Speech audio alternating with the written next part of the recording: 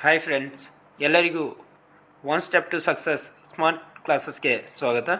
ನೋಡಿ ಫ್ರೆಂಡ್ಸ್, ಎಲ್ಲರಿಗೂ ಒಂದು ಖುಷಿಯ ವಿಚಾರ ಏನಪ್ಪ ಅಂದರೆ ವಿಲೇಜ್ ಅಡ್ಮಿನಿಸ್ಟ್ರೇಟಿವ್ ಆಫೀಸರ್ಸ್ ಅಂದರೆ ಏನು ತಲಾಟಿ ಹುದ್ದೆಗಳು ಅಂತ ಕರಿತೀವಲ್ಲ, ಅದನ್ನು ವಿಲೇಜ್ ಅಡ್ಮಿನಿಸ್ಟ್ರೇಟಿವ್ ಆಫೀಸರ್ ಅಥವಾ ಗ್ರಾಮ ಆಡಳಿತ ಅಧಿಕಾರಿಯತ್ತ ಮರುನಾಮಕರಣ ಮಾಡಲಾಗಿದೆ.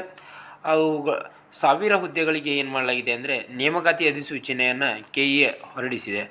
ನೋಡಿ ಫ್ರೆಂಡ್ಸ್, ಇಲ್ಲಿದೆ ನೋಡಿ. ಕರ್ನಾಟಕ ಪರೀಕ್ಷಾ ಪ್ರಾಧಿಕಾರ ಬೆಂಗಳೂರು, ದಿನಾಂಕ ಇದೆ ನೋಡಿ 20/2/2024 ಹೊರಡಿಸಲಾಗಿದೆ. ನೇಮಕಾತಿ ಅಧಿಸೂಚನೆ ಏನಪ್ಪ ಅಂದರೆ ಕರ್ನಾಟಕ ಸರ್ಕಾರ ಕಂದಾಯ ಇಲಾಖೆಯಲ್ಲಿ ಖಾಲಿ ಇರುವ ಉಳಿಕೆ ಮೂಲ ವೃಂದ ಹಾಗೂ ಕಲ್ಯಾಣ ಕರ್ನಾಟಕ ಸ್ಥಳೀಯ ವೃಂದದಲ್ಲಿರುವ ಒಟ್ಟು 1000 ಗ್ರಾಮ ಆಡಳಿತಾಧಿಕಾರಿ ಹುದ್ದೆಗಳಿಗೆ ನೇರ ನೇಮಕಾತಿ ಸಂಬಂಧ ಕರ್ನಾಟಕ ಪರೀಕ್ಷಾ ಪ್ರಾಧಿಕಾರ ಆನ್ಲೈನ್ ಮೂಲಕ ಅರ್ಜಿಗಳನ್ನು ಆಹ್ವಾನಿಸಿದೆ. ಹೌದಾ? ಯಾವ ರೀತಿ ಇದನ್ನು ಸ್ಪರ್ಧಾತ್ಮಕ ಪರೀಕ್ಷೆಯ ಮೂಲಕ ಏನು ಮಾಡ್ತಾರೆ, ಹುದ್ದೆಗಳನ್ನು ಭರ್ತಿ ಮಾಡ್ಕೋತಾರೆ. ಅಂದರೆ ಮೊದಲೇನಿತ್ತು, ಪರ್ಸೆಂಟೇಜ್ ವೈಸ್ ಇತ್ತು. ಈ ಸಲ ಪರ್ಸೆಂಟೇಜ್ ವೈಸ್ ಇಲ್ಲ. ನೀವೇನು ಪರೀಕ್ಷೆಯಲ್ಲಿ ತೊಗೋತಿರಲ್ಲ, ಸ್ಪರ್ಧಾತ್ಮಕ ಪರೀಕ್ಷೆಯಲ್ಲಿ ಆ ಅಂಕಗಳ ಮೇಲೆ ನಿಮ್ಮನ್ನು ಏನು ಮಾಡಲಾಗುತ್ತೆ, ಸೆಲೆಕ್ಟ್ ಮಾಡಲಾಗುತ್ತೆ. ಹೌದಾ? ಶೈಕ್ಷಣಿಕ ವಿದ್ಯಾರ್ಹತೆ ನೋಡ್ತಾ ಬರೋದಾದರೆ ಗ್ರಾಮ ಆಡಳಿತಾಧಿಕಾರಿ ದ್ವಿತೀಯ PUC ಅಥವಾ ತತ್ಸಮಾನವನ್ನು ಹೊಂದಿರಬೇಕು. ಅಂದರೆ CBSE ICSE ಮಂಡಳಿ ನಡೆಸುವಂಥ ಕ್ಲಾಸ್ 12 ಪರೀಕ್ಷೆಯನ್ನು ಪಾಸಾಗಿರಬೇಕು. ಇತರೆ ರಾಜ್ಯ ಸರ್ಕಾರದ ಪರೀಕ್ಷಾ ಮಂಡಳಿಗಳಿಂದ ನಡೆಸುವ ಕ್ಲಾಸ್ 12 ಅಂದರೆ PUC ಲೆವೆಲ್ ಪಾಸಾಗಿರಬೇಕು. ಅಥವಾ ನೀವೇನು ಮಾಡಬೇಕಪ್ಪ ಅಂದರೆ national institute of open schooling ವತಿಯಿಂದ ನಡೆಸುವ ಉನ್ನತ ಪ್ರೌಢಶಿಕ್ಷಣ ಕೋರ್ಸ್ ಅಥವಾ HSCಯನ್ನು ಕಂಪ್ಲೀಟ್ ಮಾಡಿರಬೇಕು. ಅಥವಾ 3 ವರ್ಷಗಳ ಡಿಪ್ಲೊಮಾ ಅಥವಾ 2 ವರ್ಷಗಳ ITI ಕೋರ್ಸ್ ಅಥವಾ 2 ವರ್ಷಗಳ ವೃತ್ತಿ ಶಿಕ್ಷಣ ಡಿಪ್ಲೊಮಾ ಏನಾದರೂ ಮಾಡಿದ್ರಪ್ಪ ಅಂದ್ರೆ ನೀವೇನು ಮಾಡಬೇಕಾಗುತ್ತೆ, NIOS ಅಂತೇಳಿ ಒಂದು ಎಕ್ಸಾಮ್ ಬರುತ್ತೆ, ವತಿಯಿಂದ ಏನು ನಡೆಸುವಂಥ ಒಂದು ಭಾಷಾ ಪರೀಕ್ಷೆಯನ್ನು ನೀವು ಪಾಸಾಗಿರಬೇಕಾಗುತ್ತೆ. ಅಲ್ಲಿ ಏನಾದರೂ ತೆರಗಡೆ ಆದರೆ ಮಾತ್ರ ನಿಮ್ಮನ್ನು, ಅಂದರೆ ಡಿಪ್ಲೊಮಾ ITI ಮತ್ತು ವೃತ್ತಿ ಶಿಕ್ಷಣ ಡಿಪ್ಲೊಮಾ ಇರ್ತೈತಲ್ಲ, ಇವುಗಳನ್ನು PUCಗೆ ತತ್ಸಮಾನ ಅಂತೇಳಿ ಘೋಷಣೆ ಮಾಡ್ತಾರೆ. ಯಾವ ಎಕ್ಸಾಮಪ್ಪ ಅಂದರೆ NIOS ವತಿಯಿಂದ ನಡೆಸುವ ಒಂದು ಎಕ್ಸಾಮನ್ನು ನೀವು ಪಾಸ್ ಆಗಬೇಕಾಗುತ್ತೆ. ಪಿಂಚಣಿ ಸೌಲಭ್ಯ ಇದೆಯಾ ಅಂತ ನೋಡ್ತಾ ಬರೋದಾದರೆ ಪಿಂಚಣಿ ರಹಿತ ಇದು ಹುದ್ದೆಯಾಗಿದೆ. ವಯೋಮಿತಿ ನೋಡ್ತಾ ಬರೋದಾದರೆ ಕನಿಷ್ಠ ವಯೋಮಿತಿ 18 ವರ್ಷ, ಗರಿಷ್ಠ ವಯೋಮಿತಿ ಸಾಮಾನ್ಯ ಅಭ್ಯರ್ಥಿಗಳಿಗೆ 35 ವರ್ಷ, ಪ್ರವರ್ಗ 2A 2B 3A 3B ಅಭ್ಯರ್ಥಿಗಳಿಗೆ 38 ವರ್ಷ, ಪರಿಶಿಷ್ಟ ಜಾತಿ ಪರಿಶಿಷ್ಟ ಪಂಗಡ ಪ್ರವರ್ಗ 1 ಅಭ್ಯರ್ಥಿಗಳಿಗೆ 40 ವರ್ಷ ಗರಿಷ್ಠ ವಯೋಮಿತಿಯಾಗಿದೆ. ನೆಕ್ಸ್ಟ್, ಅರ್ಜಿ ಸಲ್ಲಿಸುವ ವಿಧಾನ ನೋಡ್ತಾ ಬರೋದಾದರೆ ಅರ್ಜಿಯನ್ನು http.kea.krnic.in ಹೋಗಿ ನೀವೇನು ಮಾಡಬೇಕಾಗುತ್ತೆ, ಅರ್ಜಿಯನ್ನು ಸಲ್ಲಿಸಬೇಕಾಗುತ್ತೆ. ಆನ್ಲೈನ್ ಮುಖಾಂತರ ಅರ್ಜಿ ಸಲ್ಲಿಸಲು ಪ್ರಾರಂಭವಾಗುವ ದಿನಾಂಕ 4/3/2024 ಬೆಳಗ್ಗೆ 11ರಿಂದ, ಅಂದರೆ ಮಾರ್ಚ್ ತಿಂಗಳ 4ನೇ ತಾರೀಕಿನಿಂದ ಏನಾಗುತ್ತೆ, ಅರ್ಜಿ ನೀವು ಸಲ್ಲಿಸ್ಬೋದು. ಎಲ್ಲಿಯವರೆಗೆ ಸಲ್ಲಿಸ್ಬೋದಪ್ಪ ಅಂದರೆ ಕೊನೆಯ ದಿನಾಂಕ 3/4/2024 ರಾತ್ರಿ 11:59 ಅಂದರೆ ಏಪ್ರಿಲ್ 3ರವರೆಗೆ ನೀವೇನು ಮಾಡ್ಬೋದು, ಅರ್ಜಿಯನ್ನು ಸಲ್ಲಿಸ್ಬೋದು. ಶುಲ್ಕವನ್ನು ಪಾವತಿ ಮಾಡಲು ಕೊನೆಯ ದಿನಾಂಕ ನೋಡ್ತಾ ಬರೋದಾದರೆ 6/4/2024 ಅಂದರೆ ಏಪ್ರಿಲ್ 6ನೇ ತಾರೀಕು ತನಕ ನೀವು ಶುಲ್ಕವನ್ನು ಪಾವತಿ ಮಾಡಲು ಕೊನೆಯ ದಿನಾಂಕ ಇರುತ್ತೆ. ಹೌದಾ? ಶುಲ್ಕವನ್ನು ನೋಡ್ತಾ ಬರೋದಾದರೆ ಶುಲ್ಕ ಯಾವ ರೀತಿ ಪಾವತಿಸಬೇಕಪ್ಪ ಅಂದರೆ ಆನ್ಲೈನ್ ಮೂಲಕ ಶುಲ್ಕವನ್ನು ಪಾವತಿಸಬಹುದಾಗಿದೆ. ಸಾಮಾನ್ಯ ಅರ್ಹತೆ ಇರುವ ಇತರೆ ಪ್ರವರ್ಗಗಳು ಅಂದರೆ ಪ್ರವರ್ಗ 2A 2B 3A 3B ಅಭ್ಯರ್ಥಿಗಳಿಗೆ 750 ರೂಪಾಯಿ ಶುಲ್ಕ ಇರುತ್ತೆ.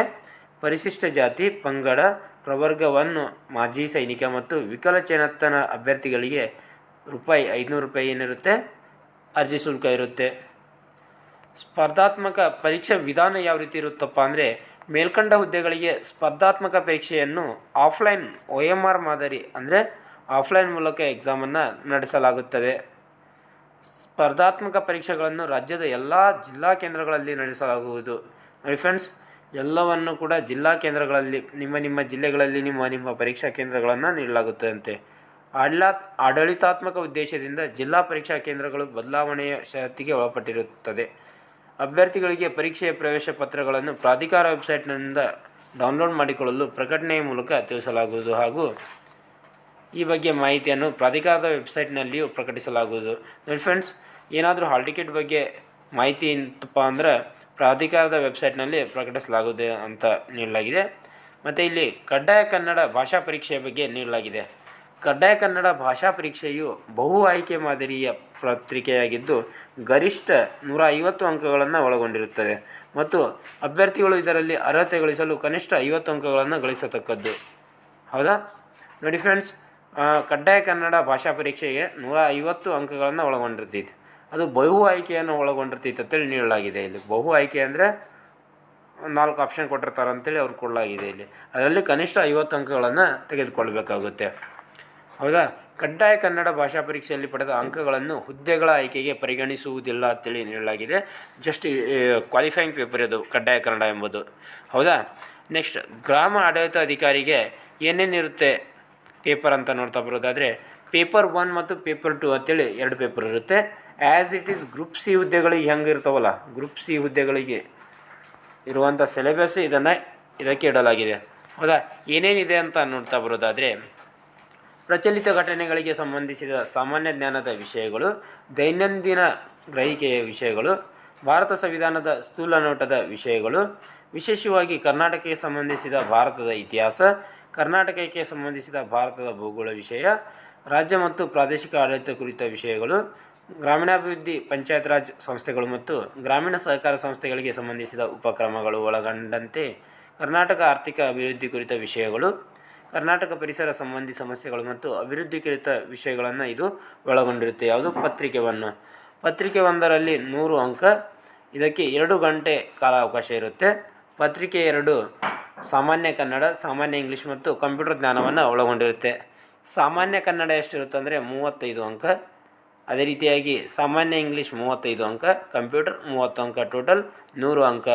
ಇದಕ್ಕೂ ಕೂಡ 2 ಗಂಟೆ ಕಾಲಾವಕಾಶ ಇರುತ್ತೆ. ಮತ್ತು ನೆಗೆಟಿವ್ ಅಂಕ ಇದೆಯಾ ಅಂತ ನೀವು ಕೇಳೋದಾದರೆ ನೆಗೆಟಿವ್ ಅಂಕ ಇದೆ. ಒಂದು ತಪ್ಪು ಉತ್ತರ ಆಯ್ತಪ್ಪ ಅಂದರೆ 1/4 ನೆಗೆಟಿವ್ ಅಂಕ ಅಂದರೆ 0.25 ನೆಗೆಟಿವ್ ಅಂಕಗಳನ್ನು ನೀಡಲಾಗಿದೆ. ಮತ್ತು ಇಲ್ಲಿ ಏನಪ್ಪ ಅಂದರೆ ಕನಿಷ್ಠ ನೀವು 35% ಅಂಕಗಳನ್ನು ಗಳಿಸಬೇಕಾಗುತ್ತೆ. ಅಂದರೆ 100ಕ್ಕೆ 35 ಅಂಕಗಳನ್ನು ನೀವು ತೆಗೆದುಕೊಂಡ್ರೆ ಮಾತ್ರ ನಿಮ್ಮನ್ನು ಏನು ಮಾಡಲಾಗುತ್ತೆ, ಎಲಿಜಿಬಲ್ ಅಂತೇಳಿ ಕನ್ಸಿಡರ್ ಮಾಡ್ತಾರೆ. ಅಂದರೆ 200ಕ್ಕೆ 70 ಮಾರ್ಕ್ಸನ್ನು ನೀವು ಪಡೆದುಕೊಳ್ಳಬೇಕು. ಹೌದಾ, ನೆಕ್ಸ್ಟ್ ಮೀಸಲಾತಿ ಪ್ರಮಾಣ ಪತ್ರ ಯಾವ ರೀತಿ ಇರಬೇಕು, ಮಾಜಿ ಸೈನಿಕ ಪ್ರಮಾಣ ಪತ್ರ ಯಾವ ರೀತಿ ಇರಬೇಕು, ಇವುಗಳ ಬಗ್ಗೆ ಎಲ್ಲವನ್ನು ನೀಡಲಾಗಿದೆ. ಹೌದಾ, ಮತ್ತು ಎಕ್ಸಾಮ್ ಯಾವ ತಿಂಗಳಿನಲ್ಲಿ ನಡೆಯಬಹುದು ಅಂತ ಗೆಸ್ ಮಾಡೋದಾದರೆ ಎಕ್ಸಾಮ್ ಜೂನ್ ಅಥವಾ ಜುಲೈ ತಿಂಗಳಿನಲ್ಲಿ ಪರೀಕ್ಷೆ ನಡೆಯುವಂಥ ಸಾಧ್ಯತೆ ಹೆಚ್ಚಿದೆ. ಅದಕ್ಕಾಗಿ ನೀವು ಗ್ರೂಪ್ ಸಿ ಪರೀಕ್ಷೆಗೆ ಯಾವ ರೀತಿ ತಯಾರಿ ಮಾಡ್ತಾ ಇದ್ದೀರಲ್ಲ ಅದೇ ರೀತಿಯಾಗಿ ತಯಾರಿ ಮಾಡಿ. ಹೌದಾ, ಮತ್ತು ಯಾವ ರೀತಿ ಅರ್ಜಿಯನ್ನು ಸಲ್ಲಿಸಬೇಕಾಗುತ್ತಪ್ಪ ಅಂದರೆ ಜಿಲ್ಲೆ ವೈಸ್ ಇದೆ. ನಾವು ಯಾವ ರೀತಿ ಈಗ PC ಅರ್ಜಿ ಸಲ್ಲಿಸ್ತೀವಲ್ಲ ಜಿಲ್ಲೆ ವೈಸು, ಅದೇ ರೀತಿಯಾಗಿ ಕೂಡ ಜಿಲ್ಲೆ ವೈಸ್ ಅರ್ಜಿಯನ್ನು ಸಲ್ಲಿಸಬೇಕಾಗುತ್ತೆ. ಇಲ್ಲಿ ನೋಡಿ ಕೊನೆಗೆ ಏನು ನೀಡಲಾಗಿದೆಯಪ್ಪ ಅಂದರೆ ಯಾವ ಜಿಲ್ಲೆಗೆ ಎಷ್ಟು ಹುದ್ದೆಗಳಿವೆ ಅಂತ ನೀಡಲಾಗಿದೆ. ಉಳಿಕೆ ಮೂಲ ವೃಂದ ಅಂದರೆ non-HK. ಯಾವುದಿದು non-HK. ಹೌದಾ, ಬೆಂಗಳೂರು ನಗರ 32 ಹುದ್ದೆಗಳು, ಬೆಂಗಳೂರು ಗ್ರಾಮಾಂತರ 34, ಚಿತ್ರದುರ್ಗ 32, ಕೋಲಾರ 45, ತುಮಕೂರು 73, ರಾಮನಗರ 51, ಚಿಕ್ಕಬಳ್ಳಾಪುರ 42. ಸ್ವಲ್ಪ ವಿಡಿಯೋನ ಪಾಸ್ ಮಾಡಿ ಯಾವ ಡಿಸ್ಟ್ರಿಕ್ಗೆ ಎಷ್ಟಿದೆ ಅಂತ ನೋಡ್ಕೊಳ್ಳಿ. ಹೌದಾ, ಇಲ್ಲಿದೆ ನೋಡಿ, ಪಾಸ್ ಮಾಡಿ ನೋಡ್ಕೊಳ್ಳಿ. ಮತ್ತು ಕಲ್ಯಾಣ ಕರ್ನಾಟಕ ಸ್ಥಳೀಯ ವೃಂದದ ಹುದ್ದೆಗಳ ಸಂಖ್ಯೆ ನೋಡಿ, ಕಲಬುರಗಿ 67 ಅತಿ ಹೆಚ್ಚು ಕಲಬುರಗಿಯಲ್ಲಿವೆ. ಹೌದಾ, ನೆಕ್ಸ್ಟ್ ಇದರ PDF ನಿಮಗೆ ಬೇಕಾಗಿದೆ ಅಂದರೆ ನನ್ನ ಟೆಲಿಗ್ರಾಮ್ ಚಾನಲ್ಗೆ ಜಾಯ್ನ್ ಆಗಿ. ನನ್ನ ಟೆಲಿಗ್ರಾಮ್ ಚಾನಲಲ್ಲಿ ಈ PDF ಅಪ್ಲೋಡ್ ಮಾಡಿರ್ತೀನಿ. ನನ್ನ ಟೆಲಿಗ್ರಾಮ್ ಚಾನಲ್ ಏನಪ್ಪ ಅಂದರೆ 1 ಸ್ಟೆಪ್ ಟು ಸಕ್ಸಸ್ ಅಂತ ಇದೆ. ಏನಂತ 1 ಸ್ಟೆಪ್ ಟು ಸಕ್ಸಸ್. ಹೌದಾ, ಲಿಂಕನ್ನು ಡಿಸ್ಕ್ರಿಪ್ಷನ್ನಲ್ಲಿ ಕೊಟ್ಟಿರ್ತೀನಿ, ನೀವು ಜಾಯ್ನ್ ಆಗಿ. ಇದಿಷ್ಟೇನಾಗಿತ್ತಪ್ಪ ಅಂದರೆ ವಿಲೇಜ್ ಅಡ್ಮಿನಿಸ್ಟ್ರೇಟಿವ್ ಆಫೀಸರ್ ಹುದ್ದೆಗಳಿಗೆ ಸಂಬಂಧಿಸಿದಂತೆ ಮಾಹಿತಿಯಾಗಿತ್ತು. ಇದೇ ರೀತಿಯಾಗಿ ಇನ್ನಿತರ ಕ್ಲಾಸ್ಗಳಿಗಾಗಿ ನಮ್ಮ ಚಾನಲನ್ನು ಸಬ್ಸ್ಕ್ರೈಬ್ ಮಾಡ್ಕೊಳ್ಳಿ. ಧನ್ಯವಾದಗಳು.